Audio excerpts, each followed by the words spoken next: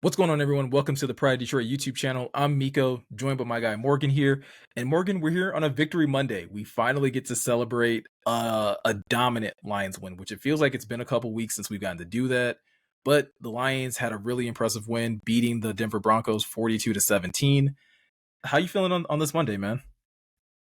Good. This has been a nice Victory Monday. That was pretty impressive. Other than that offensive lull to start the game, I thought they were really impressive, like from start to all the way to the finish. Because that was just when Denver made a play or two, it always seemed like the Lions were ready to respond, right? Yeah, and I think that is why, like in this film breakdown, we have a lot of plays, guys, like a ton. And so forgive us if we're not as thorough in some of these, clips that we're going to recap, because again, we have a lot of them. We don't want this video to be over an hour. So we're going to try and speed through as many of them as we possibly can. And Morgan, I think that's a great analogy by myself, if I may pat myself on the back to say, talking about speeding through this, because we're going to start this off with Jahmyr Gibbs. And Jahmyr has, listen, I don't think this is by far his best game. He's had some really good ones, obviously, like stepping in for Demo when he was injured. But this one really has his fingerprints on it in terms of just how dynamic he was in the run game. Yeah, time and time again, it seemed like his screen or his speed, excuse me, just popped off the screen. Or like when you're there live, you're like, oh my god, man! Like the way he gets to the edge, it's just crazy. Like this wasn't even that well blocked. It was blocked well enough, but still, Jahmyr is able to make them pay. And I like when they've been doing more of this lately, where they run to the weak side, like away from their heavy personnel. And man, that little move he put on the end right there, the little like Euro step. Yeah. And I think that's one of the best things about his game is that, like, even in the draft process, one of the things that was heavily, focused on was just his ability to quickly cut upfield without having to, again, throttle down at all. He can basically get to the edge, put a foot in the ground, get north and south, and next thing you know, he's picked up 21 yards on your defense. Yeah, and I think that's probably what surprises defenses too, because in the NFL everyone's fast, but you see it pop off the screen here, just like the way he's able to like run away from people. And the Lions have two of those players on their offense with Jameson Williams and Jahmyr. So yeah, man, this was a fun display of like the Lions' firepower. And like I said, good blocks were had. Like Jonah had a nice block turning that out, but yeah, I want more of that. I love the efficiency. Yeah, and in a game where, again, this Lions offense made some plays in the first quarter for sure, but it did take them a while to, like you were talking about earlier, it was a little bit of a lull in that first quarter as far as them putting up points. Once they got to the second quarter, there was a lot of this, a lot of Jahmyr Gibbs. And again, like you're saying, the Lions really showcasing that explosiveness. Yeah, and I think that's what I want to see more of. Like I love that they can grind it out with some of these like 8, 9, 10 play drives, but like Ben Johnson said before the season started, I want to say is when he said it, but I want to score in like 2 or 3 plays. That would be really nice. Yeah, So absolutely. and I love that quick strike ability, like you said. And this is one of the next play that we're going to look at with Jahmyr. Again, this is maybe not one of those bigger plays, but it's an effective play that helps set up, future plays that the Lions want to be able to run. He only gets 9 yards on this, but I think, again, this is like we talked about in the previous play. Maybe that one wasn't blocked all that well. This one is blocked very well with both Graham Glasgow, Penei Sewell, and Amon Ra really getting involved here and helping create a lane for Jahmyr to take advantage of. Yeah, and really good block by Graham, like you said, Miko. And yeah, this is again like I feel like Jahmyr is like the road runner, man. Like there's no wasted movement. He sees where he wants to go and just puts his foot in the ground, and he's faster than everyone on the field, especially short area quickness. My goodness, Yeah, man.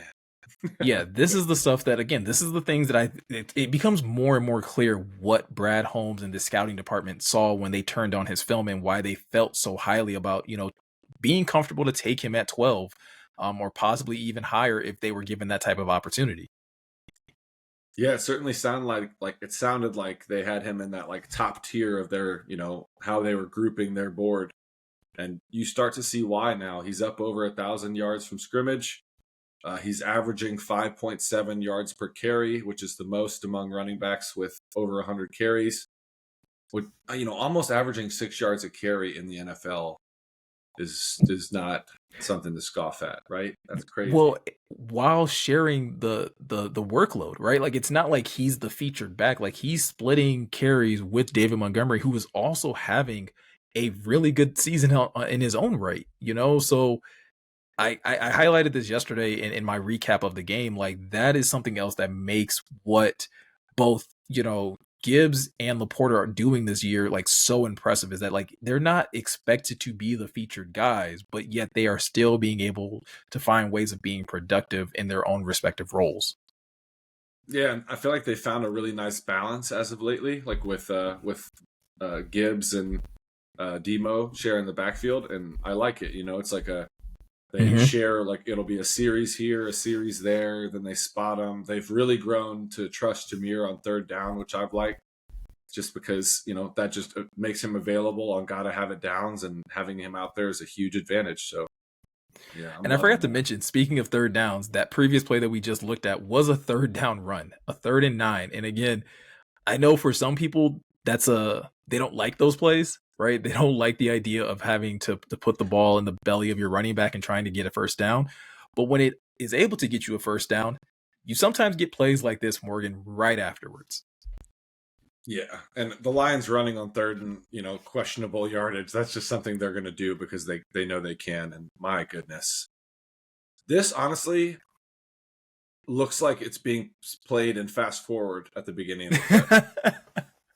And I was trying to figure out how I was going to say that, but yeah, this is another really, really good block from Graham at right guard, just kind of uprooting 91 and turning him out of the hole. But yeah, man, this is just, and then I thought he was going to score. This is down in our end zone. Yeah. And we thought he was going to score again. Good block by Sam too. Goodness gracious. I was going to say, like, Graham had a great block uprooting, the tackle in front of him, but Sam has an amazing pulling block to be able to cut off 92 so that he's not able to make a play on Gibbs before he's able to hit this hole. So sound blocking all the way around. And just for, again, like you give Gibbs that amount of space, he's going to do the rest. And if it's not for the fact that, like, yeah, I agree with you. If Locke doesn't get him, at like the 4 or 5 yard line, like that's 6. Yeah, it's a house call for sure. Like the fact that they're able to get him on the ground is kind of just dumb luck, because 92 misses too. It's just Jahmyr kind of just finally fell down. But this was, yeah, like you said, really cool. I like the design here. They do this a lot. That Laporta goes and cuts off 92 on the backside because they allow Decker to release and climb and get a linebacker.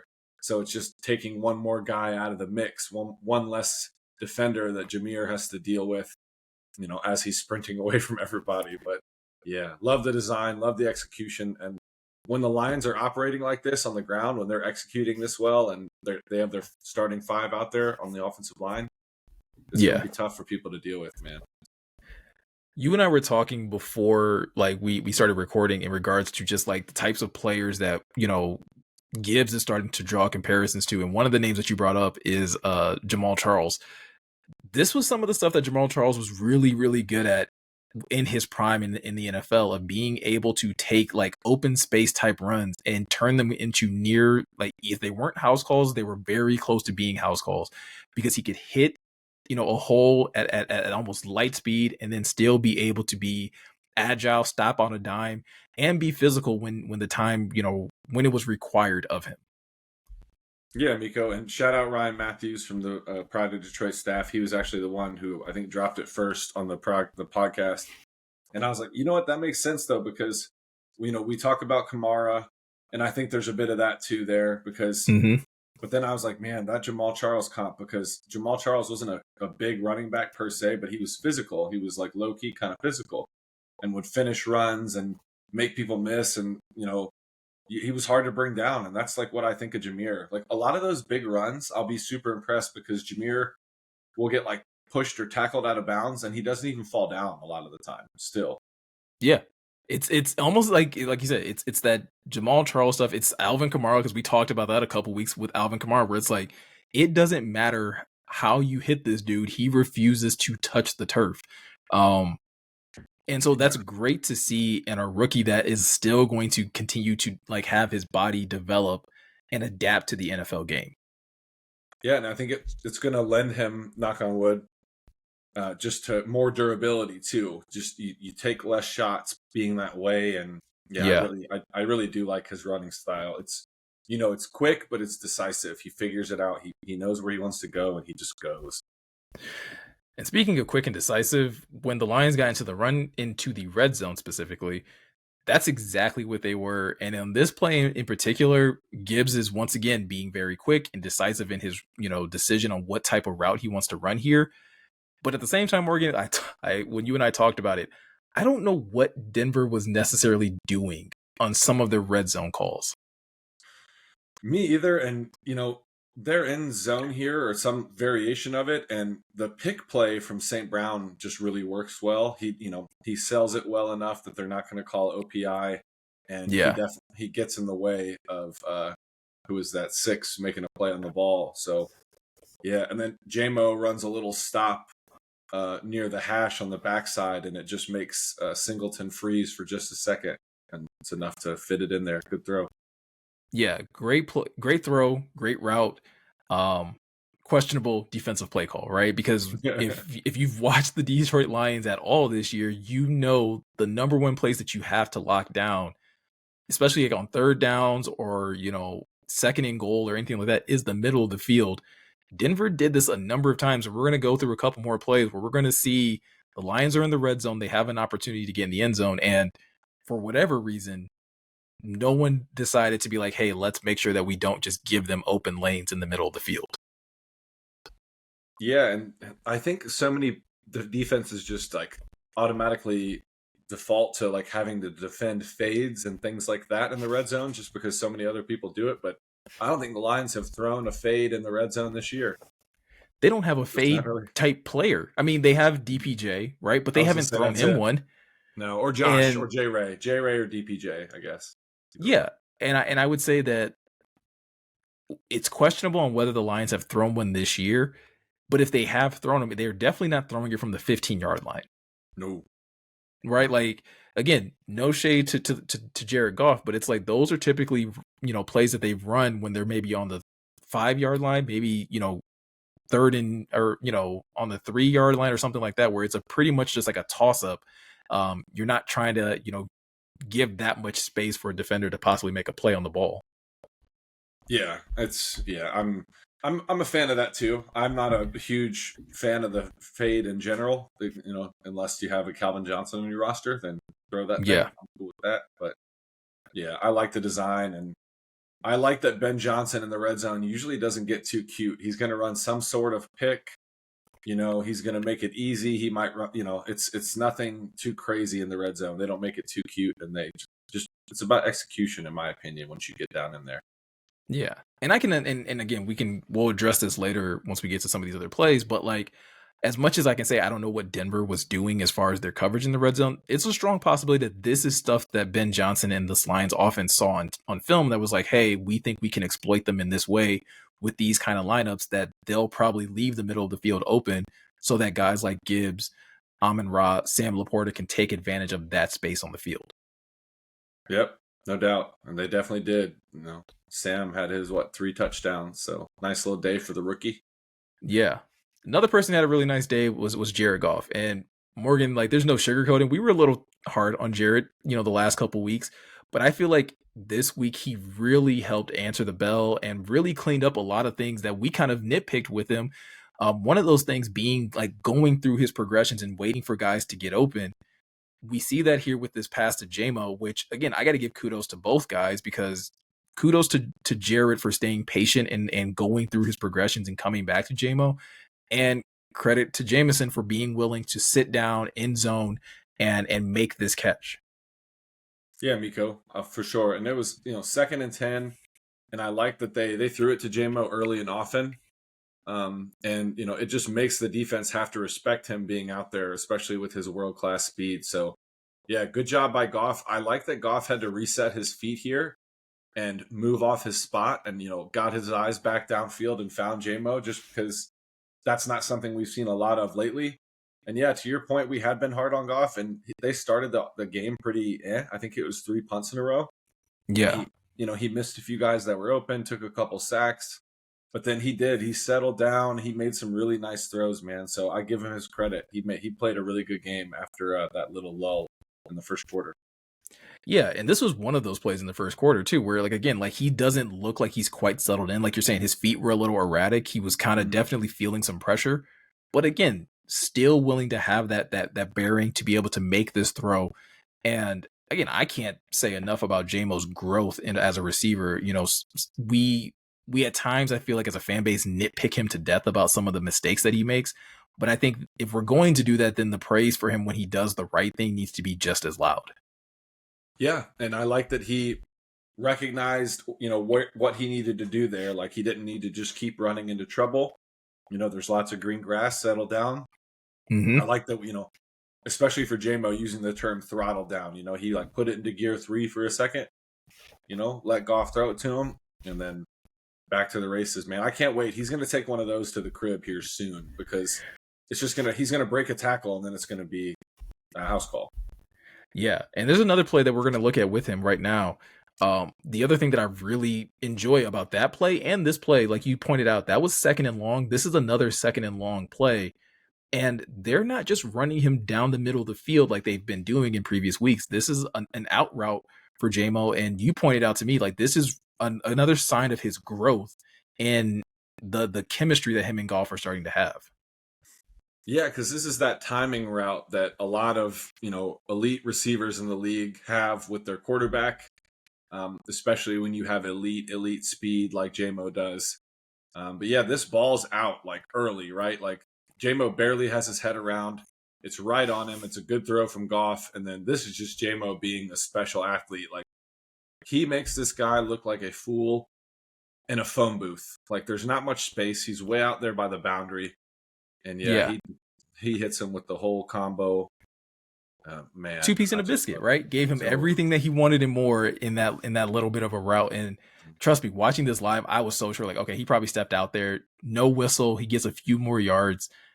And it kind of goes back to what we were saying about Gibbs and Laporta, where it's like every week we see them play, and it's like, okay, we think we have a good grasp of their tool bag, and then it's like, no, they'll do stuff like this where it's like, okay, yeah, no, there's a little bit more in there than just they're more than just one trick ponies.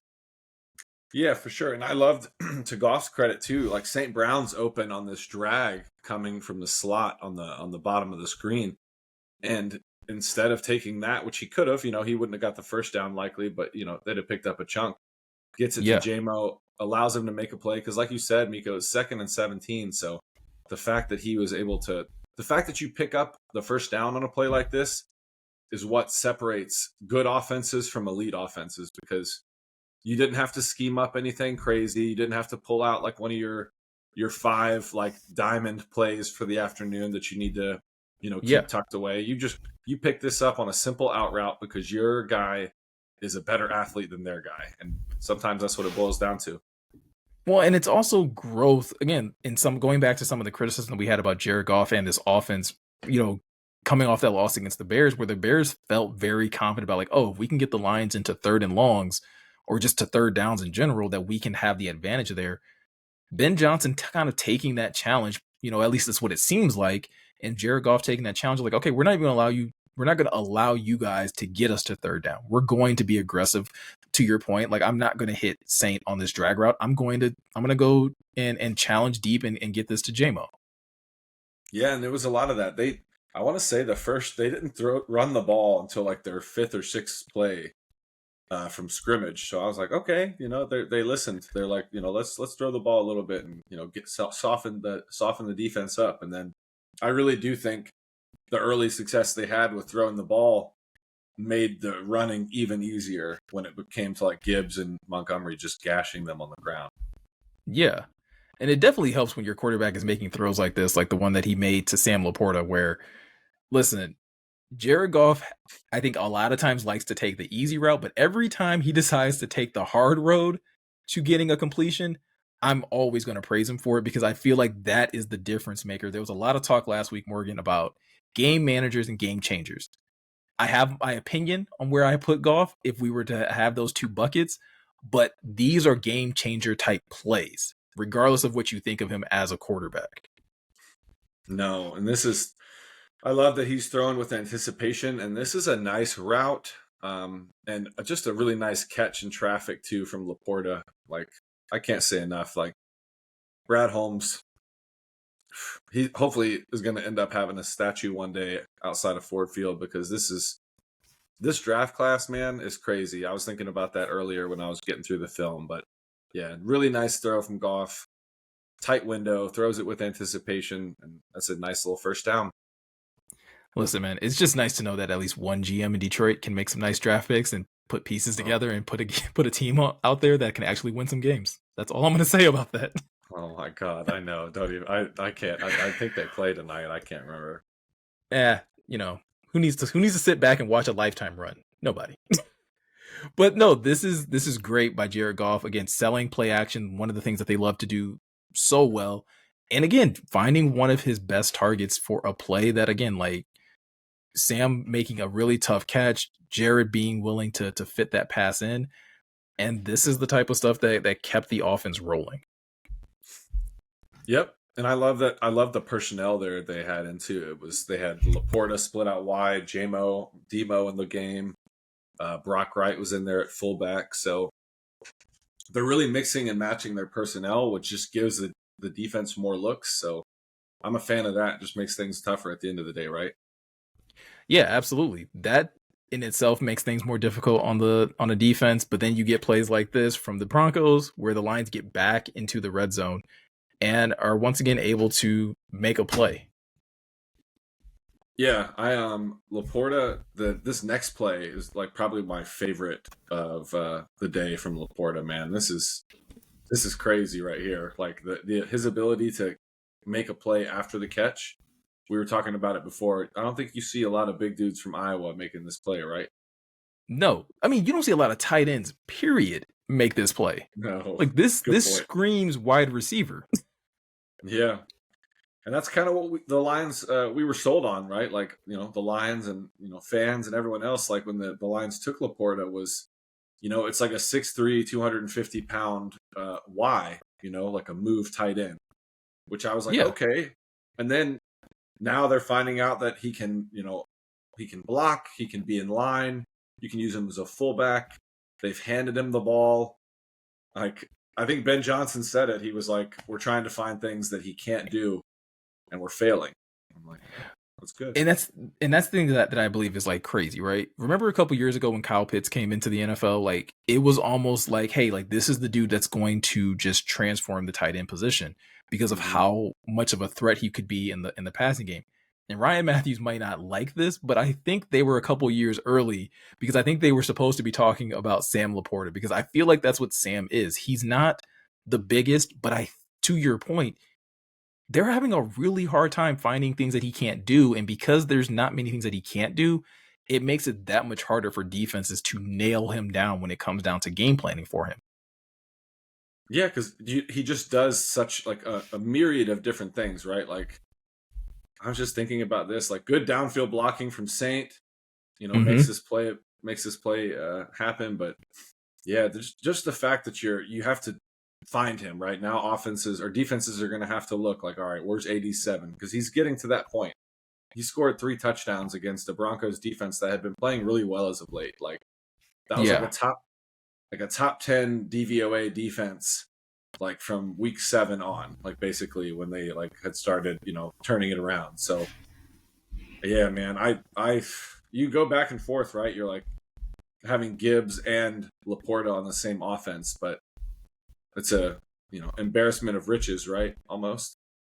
Yeah, I mean, when you have that many different tools available to you, which is always why it was kind of weird that the Lions were struggling offensively coming out of the bye, is that like, how are defenses able to nail you down when you have this many options available to you in a Sam Laporta, in a Jahmyr Gibbs, and an Amon-Ra St. Brown, in a Jameson Williams, and specifically in a Josh Reynolds who actually still plays for the Detroit Lions apparently. Yep, and I love Jay Ray still being around because just a chain mover, man. Like he's a vet, he's gonna, he's been around, he's seen it. He has a lot of good chemistry with Goff, dating back to their days with the Rams. And yeah, this is just really good. We were talking about it before. Really good recognition from Josh Reynolds because Hmm. as soon as the DB opens his hips towards the sidelines, Jay Ray breaks that thing inside, and yeah, is able to make it nice, easy throw and catch for Goff. And again, if you're the corner in this situation, right? Like you make a mistake when you turn your hips to the opposite direction. I understand that he's probably expecting a corner route or a post route, but you opening your hips that early on, like you lose eyes on the quarterback. You have no idea when the ball's coming. And then in a situation like this, when Josh Reynolds does break it inside, well, now you're out of position. There's no way you're going to be able to make a play on this ball. But Morgan, more than anything with this play, I'm just glad that we're back to deep post with Josh Reynolds because I felt like early in the season, and honestly, since Josh has been here, that those have been money plays with him and Goff. Yeah, 100%. Like the posts that end up between the hashes where Goff has a nice clean throwing lane. He likes those. He likes to let them rip down the middle of the field, as most quarterbacks do. I'm not trying to say that just Goff does, but yeah, this is money, and this again puts pressure on a defense because now the Lions are able to gash you on the ground. They're able Mm-hmm. to hit you with these intermediate, passes, these short passes. The next stage will eventually start hitting on some of these deep passes with JMO. Shoot, hit Jahmyr on a wheel. That'd be nice. I could see that happening soon, just because the speed is there. Yeah, any of those plays, right? I mean, again, I goes back to what you were saying. The Lions have so many different players available to them where it's like they shouldn't be confined to just operating out of the middle of the field. Like that should be a dangerous game for defenses to play because you do have so many different weapons on the outside that can exploit different routes on the outside, whether they're corner routes, whether they're fade routes, whether they're, you know, any array of those things. No defense should be able to nail down a Ben Johnson offense, in my opinion. I understand that you may have questions about the quarterback. I get that you may have questions about the chemistry with some of the players, but as far as from a talent perspective, this Lions offense is just too stacked, in my opinion, to be confined to again not scoring over 21 points per game. Yeah, 100%. I'm right there with you. There's no excuse to not because it's an embarrassment of riches, like we kind of talked about. There's just too many playmakers, too many you know players who you can count on and gotta have it moments now. Yeah, so yeah, I love what they're building, and if they can just stay consistent like that, because there wasn't like a giant lull. Yeah, I can handle little lulls. Okay, that's fine, but as long as they don't have those giant lulls again, I think they're gonna be tough to stop, especially at yeah, home. yeah. And the fact that the Lions were able to again, third quarters have been kind of a disaster, for the Lions so far this season. But again, for them to be able to put that behind them and to be able to have a guy like Amon-Ra St. Brown that can again is one of those wide array of riches that this team has. But again, this is just stealing if you're going to play this type of coverage on an Amon-Ra St. Brown. Yeah, I don't know what they're doing. This was easy, except the finish. The finish was beautiful because of the flip. 10 out of 10 on the Oh flip. yeah. Yeah, absolutely. Tens across the board, except for Russia. Russia gave him a 9.7, but Per usual, those guys. But yeah, I don't know what they're doing. It's similar to the concept they scored on the Saints with a couple weeks ago. yeah. And yeah, this is just kind of a clear out of sorts. And St. Brown's there by himself, seemingly. Yeah, this was when you and I were talking about it and you were explaining that like, hey, there's a little bit of a clear out going in this, that, and the third. And I'm like, yeah, but there's still no one No. in no one in like God's name in this area. Like I don't understand how there's not a single player at least occupying the middle of the field to be like, okay, yeah, no, we're going to take this away from you. Right. And especially at this point, it's malpractice if you're not prepared to face Amon-Ra St. Brown. He's been around a while at this point. He's insanely productive. He's one of the best receivers in football. Yeah, I'm not sure. Again, the Broncos have been playing really good defense up until getting ran by the Lions 42-17. They had been playing pretty well. And I think the worst thing that you could do in playing a Lions offense is give them this level of confidence where they start to feel like, okay, yeah, there's nothing that we can't do to be able to, again, get into the end zone. This is, like I said, Morgan, this feels like stealing. Like, this should not happen. If I were like one of the linebackers, I'd be like, hey, why am I not covering? Why are we not doing drop back zone in the middle of the field on 3rd and 7? Yeah, and it's like they almost committed 3 defenders to the concept the Lions are running at the bottom of the screen, with Laporta, and I don't know who that is on the outside. I can't see it from this angle, but I remember saying that before we were looking at things. Yeah, it just seems like a little bit of a miscommunication, and someone wasn't where they needed to be. Yeah, because so to your point, on the other side of the field, it's just Khalif. Right. Like you got heavy on the left side, and it's the dude that's 5'9". Yep. And to the bottom, it's J-Mo out there. So it's J-Mo and Laporta running that. It's just like a post or a go and a corner concept. But yeah, I don't know, man. We'll take it. We'll take it. Oh yeah, no. Sure. Like if you're going to give us points, who are we, Morgan, as Lions fans, to turn down such a generous gift, right? I've never turned down anything but my collar. I'll tell you, I'll take it every time. But in the same token, so we spent a lot of time talking about the offense, and again, I do feel like like we looked at with some of those red zone plays, the Broncos gave some things to the Lions, in just some of the way that they were lined up. But when the Lions defense got out there, Morgan, they found ways of taking things on in their own way. And you're going to have an article come out in a probably a day or so or a couple days where you're going to highlight this man here. But Ify Melifonwu had a coming out party of sorts this past Saturday. It was great to see him shine like this because, he's in here for Tracy Walker. The Lions opted to go with Ify in place of Tracy next to Kirby for now. And I really like it. He did a bunch of different things. He was good in coverage down the field. He was really active in the box down around inside the box near the line of scrimmage. He gets a sack fumble here. He talked about it. He said they practiced it all week. If they got this look, they were going to go with this blitz. And it just, like they said, it just lined up perfectly.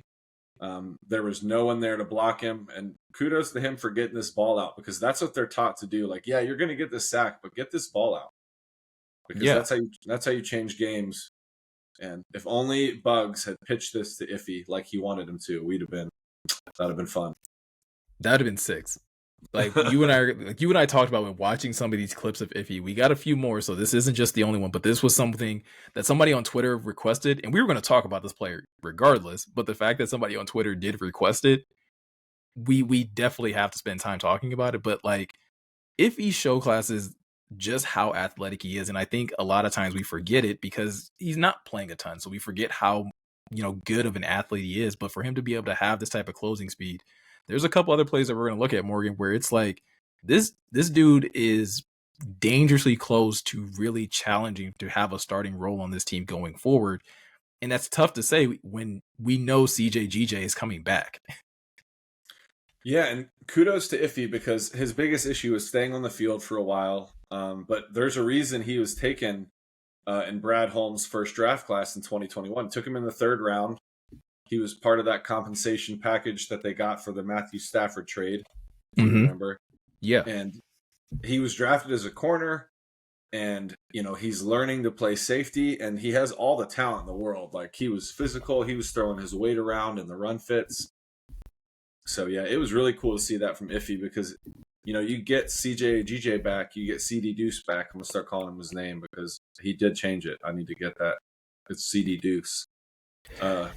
I was going to say, you do that, I'm going to keep telling. I struggle with just with not calling him Chauncey. I feel like the barber from Coming to America, where it's like his mama named him Clarence, I'm going to call him Clarence. That's how I feel about CJ, where it's like his mama named him Chauncey, I'm going to call him Chauncey. That's hilarious. I love that movie. Yeah, man, it's going to be cool, though, because you get him back, and then you're going to have him, Kirby, and Ify, and then Brian Branch at nickel, and then that's 4 really cool, interesting chess pieces for Aaron Glenn to move around Yeah. depending on the down and distance. So yeah, this is cool. And then this next play just illustrates his range, right? Like this is a crazy play too.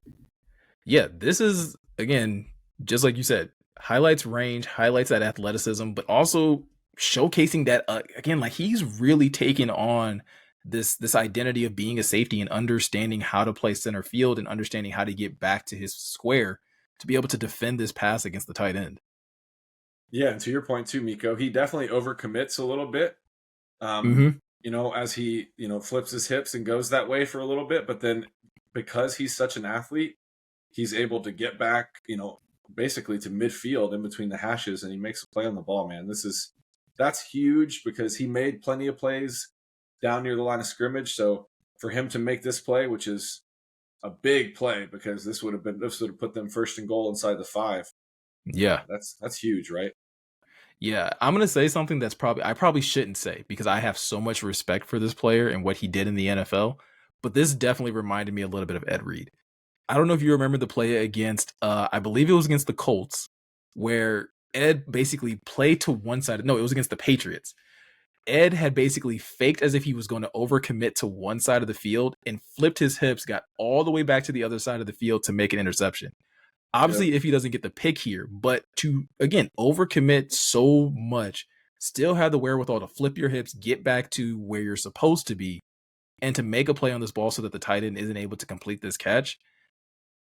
I don't know what the Lions' plans are for Ify Melifonwu, but if they're not going to find ways to get him on the field, like I feel like that's a crime at this point. Yeah, they're gonna have to find ways, like use him as a big DB. You can move Brian Branch around. Kirby can play Kirby made plenty of plays. I thought Kirby had a really nice game too. Sidebar. Yeah. Good for him. It was good to see that. So yeah, I really like that if he's coming around because it just, like we said, gives them another chess piece to use when they inevitably face some of these more high-powered offenses in the playoffs. So Yeah, and I said it yesterday, and again, shameless plug for the video I did yesterday.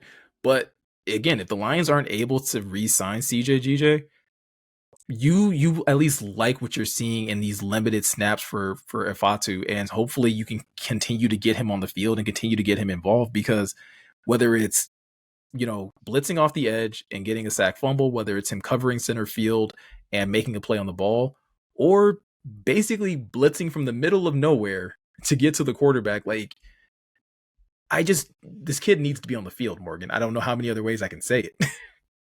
yeah, this is nice because it doesn't result in a sack for Ify, but this, the fact that he blitzes from, I don't know what, 20 something yards Yeah. off the line of scrimmage and is able to run down Wilson and force the incompletion on 3rd and 10. That's a huge plus. Like I know when they're watching film, that's something they're gonna love because to be able to make that play is crazy, right? Like that's a long way to run. Yeah. No, this is by no, because again, it's not like just like he's straight line. Like you have to chase down Russell Wilson as he's running towards the sideline to make this pass. And you're almost like you're within a couple steps of this being another sack.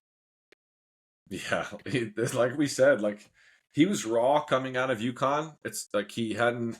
It's not like he had a ton of tape, but the reason teams were excited about him and his brother, who was drafted, a couple years before Ify. Yeah.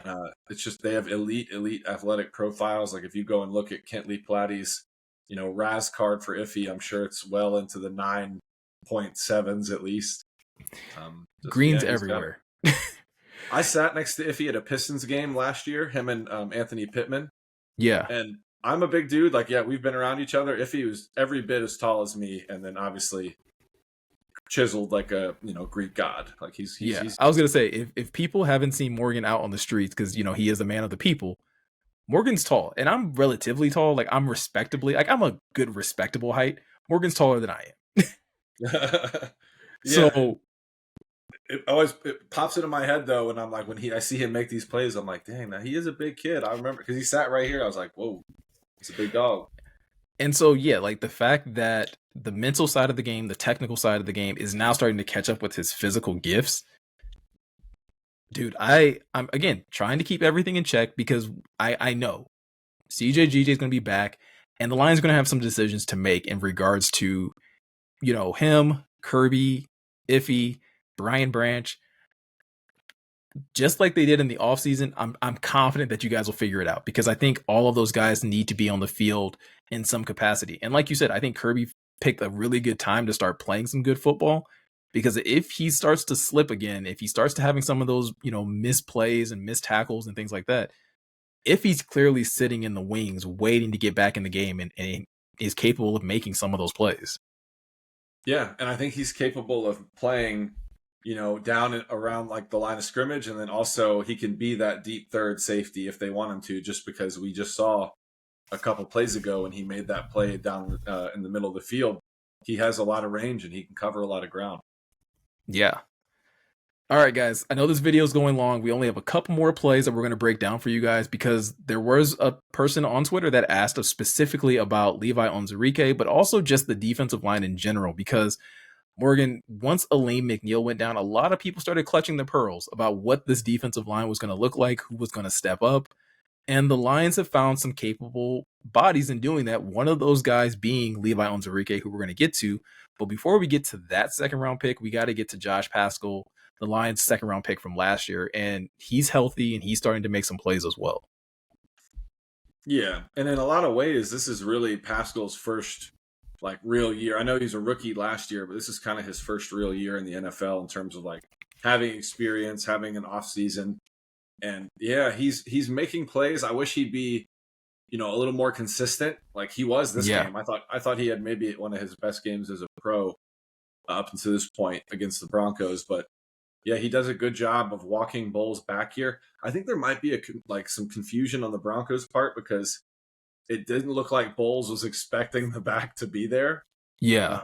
But in any case, Pascal does a good job of disengaging and then making the play on the ball carrier. Yeah, would love to see more of this. And I like that they're starting to roll him in inside at the 3 tech on passing downs, because that's where I think he can make his hay, because he's really strong. He's a strong athlete, but he's quick and he has active hands, because he's not the longest guy coming out of Kentucky, but he's a unit, man. He's built too. That's another kid. When you see him in person, yeah, ooh, that's a big dude.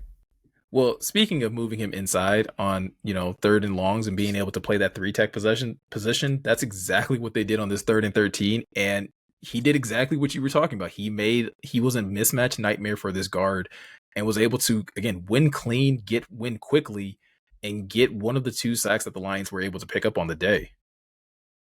Yeah, and this is a quick win. And when you get a quick win on the interior, it's going to be tough for most quarterbacks to deal with, just because you're not really going to have a lot of places to run. And that's exactly right. Like we talked about, Meko, he does a good job of attacking one half of the guard. That's what you're taught to do. So he's going to attack that inside shoulder.